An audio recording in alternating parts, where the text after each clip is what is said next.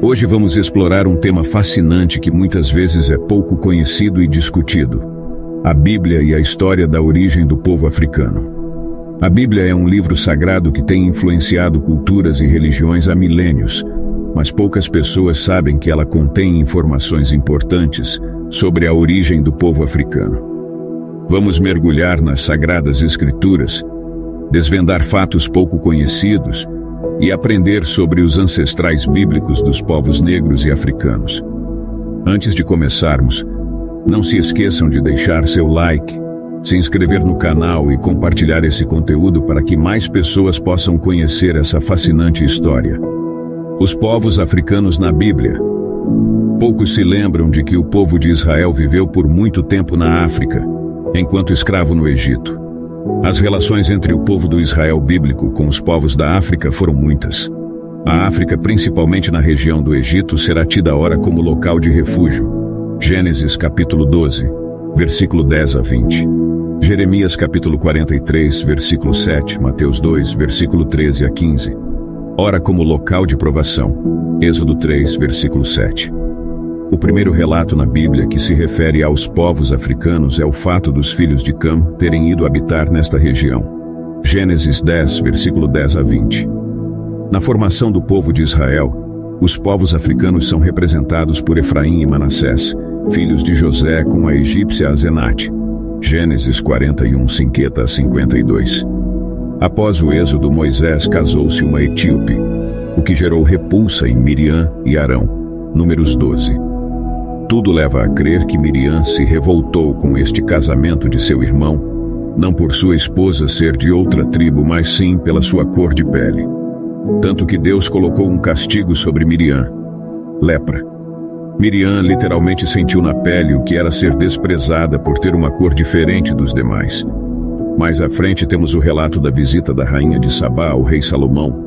Visita esta que deixaria em Israel não só riquezas da África, como uma incrível impressão em Salomão. 1 Reis 10, versículo 1 a 13. Em um dos momentos mais marcantes da vida de Jesus, o Calvário, quem o ajudou a carregar a cruz foi um africano, Simão, o Cirineu. Mateus 27, versículo 32. Pai de Alexandre e Rufo. Marcos 15, versículo 21. É também no Novo Testamento que vemos a importância dada por Deus para a evangelização dos povos africanos, ao enviar Filipe especialmente ao encontro do eunuco da rainha etíope. Candace, Atos 8, versículo 26 a 39.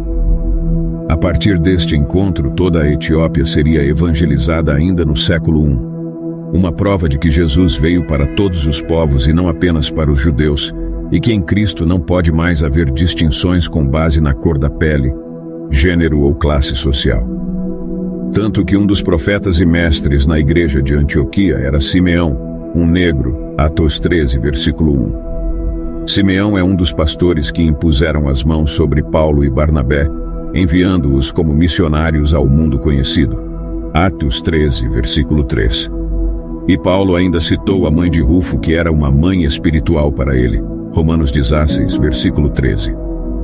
Referiu-se talvez a Rufo, filho de Simão, o Cirineu, que muito provavelmente tornou-se pastor em Antioquia.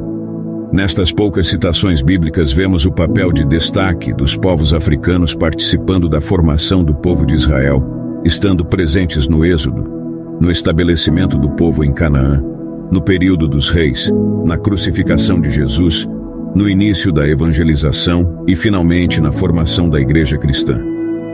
Passamos assim a destacar as 4 fases que marcaram o povo africano nas escrituras bíblicas.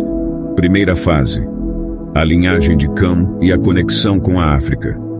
Vamos iniciar nosso mergulho nas páginas bíblicas com a linhagem de Cam, um dos 3 filhos de Noé.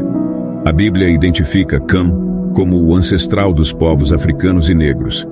Seu nome é frequentemente associado à África, e essa conexão é reforçada em antigas tradições rabínicas e histórias do povo judeu.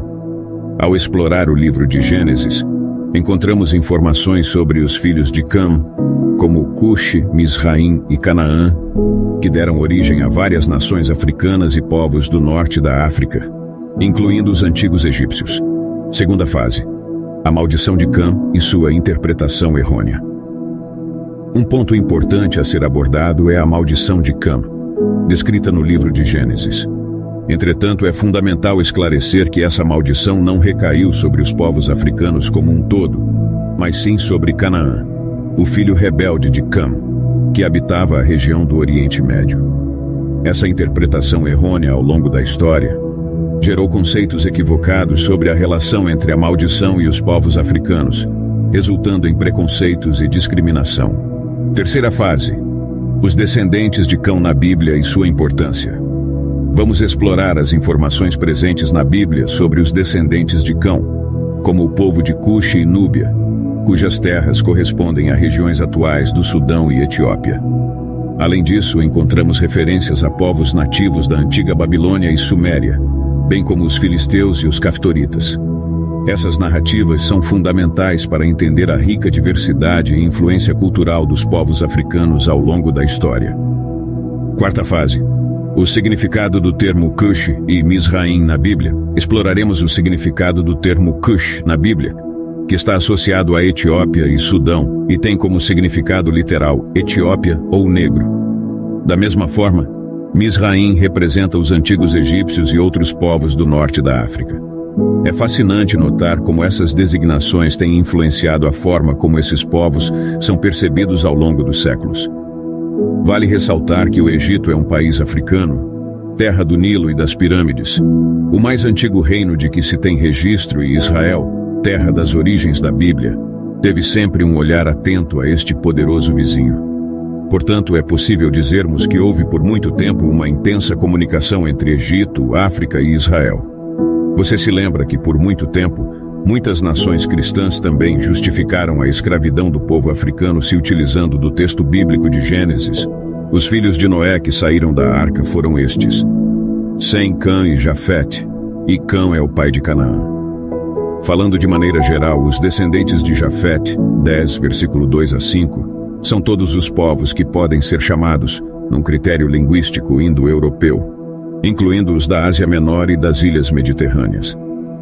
Os descendentes de Cam, 10, versículo 6 a 20, são os referidos como raças amíticas do norte da África, incluindo o Egito e a Etiópia. Incluía-se Canaã entre estes porque nessa altura estava, pelo menos nominalmente, sob a lei egípcia. Os descendentes de Sem são todos os povos semitas, com exceção dos cananeus. São eles os antepassados dos hebreus. A maldição que recai sobre Cão, identificado como as nações dos povos africanos, os teria tornado inferiores, justificando assim a sua escravidão. Você se lembra que Moisés foi iniciado em toda a ciência egípcia, África, e era poderoso em palavras e obras? Você se lembra que na África costumava-se associar certas ocupações e ofícios a clãs e tribos particulares que neles se aperfeiçoavam? Encontramos na Bíblia muitas passagens como esta. Lameque teve 2 mulheres. Uma chamava-se Ada, e o nome da outra era Sila. Ada deu à luz Jabal, que foi o pai de quantos habitavam em tendas e conduziam rebanhos. O nome do seu irmão era Jubal, que foi pai de quantos tocam cítara e flauta.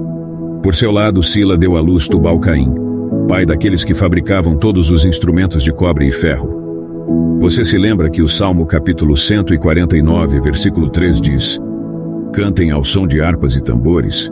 Você se lembra que Jesus provavelmente viveu um tempo de sua infância na África? Depois de partirem, o anjo do Senhor apareceu em sonhos a José e disse-lhe: Levanta-te, toma o menino e sua mãe, foge para o Egito e fica lá até que eu te avise, pois Herodes procurará o menino para matar.